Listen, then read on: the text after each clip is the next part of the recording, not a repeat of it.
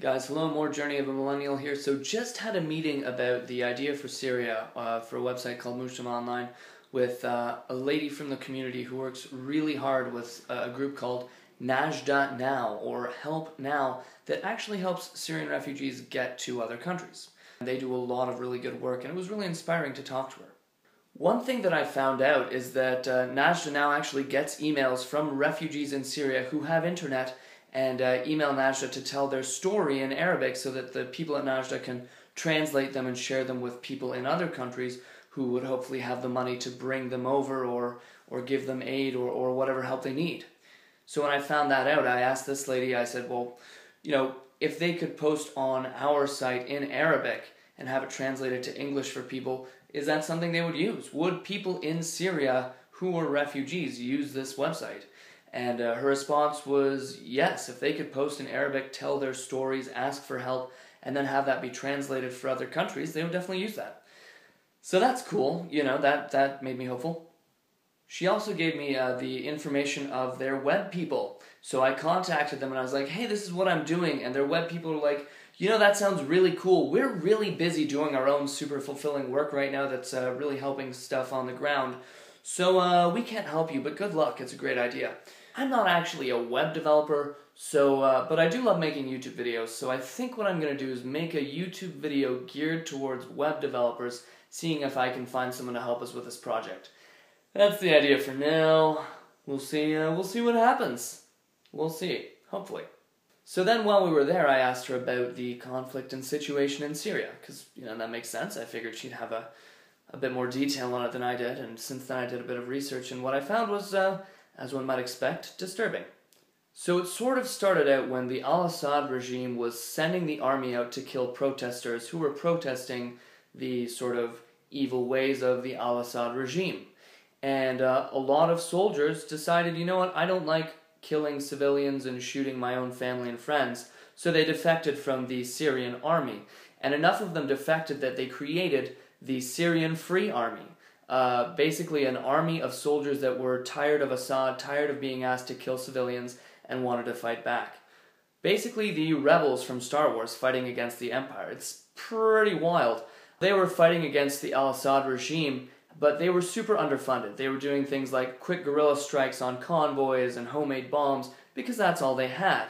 Then these other groups started to come up who were a little more jihadist, a little more religious extremist, and were like, we'll help you. And the Syrian Free Army needed their help, so they said yes. This includes groups like Al-Nusra and, ISIS. Now, as more and more soldiers defected to the sides of Al-Nusra and ISIS because they figured, well, we're all fighting the same fight and these guys actually have the means to fight back, the Syrian Free Army was gradually being absorbed by them. Apparently, higher-up members of the Syrian Free Army were actually killed by the jihadist groups, such as ISIS, and then the jihadists just blamed it on the regime and said, yeah, let's keep fighting the regime because they killed that guy, not us. That's pretty horrible. So now you have this horrible situation where you have the jihadist groups that are sort of fighting Assad, but also not doing good things for the people of Syria. Then you have the Assad regime that is still in power. Then you have the sort of good guys, the Syrian Free Army, who were the most secular group. They weren't divided by religious lines. They just wanted to free Syria from Assad, who are basically dissolved because they didn't have any funding and then were taken over or killed by the jihadist groups. So, quite a muck-up. Apparently the people of Syria just want the fighting to stop. Just want to stop dying and have a country again. So I asked this contact, I said, well, why can't the Syrian Free Army just get the funding to come back, reabsorb the jihadist groups, or stop them and take out al-Assad? Like, why were they so underfunded in the first place? Her response was creepy. Apparently the Syrian Free Army was getting funding, but never enough to actually have a decisive victory. And then foreign arms dealers started giving arms to the jihadist groups who had more money to pay them. But, still just enough to keep the conflict going. This leads to the conclusion that foreign arms dealers were basically fueling and not stopping the conflict in Syria so that they could continue to make a profit off of arms deals with the various different groups at the cost of Syrian lives. That's sick. That's horrifying. So, hey, international community, what if we actually funded the Syrian Free Army so that soldiers from ISIS and al-Nusra who aren't evil would defect over there, and then the Syrian Free Army would have the means to actually fight back against the jihadist groups and also against Assad and take their country back? Is that weird?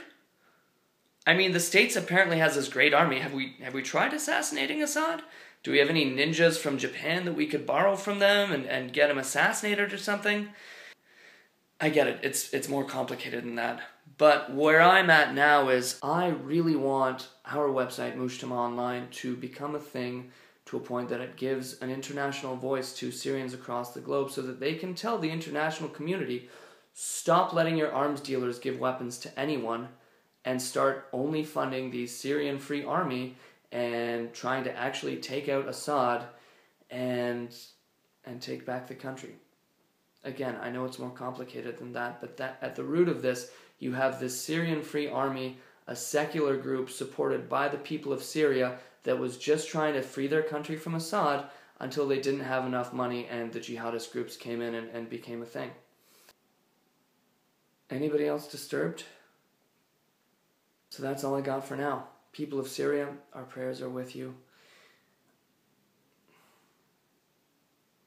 Keep fighting.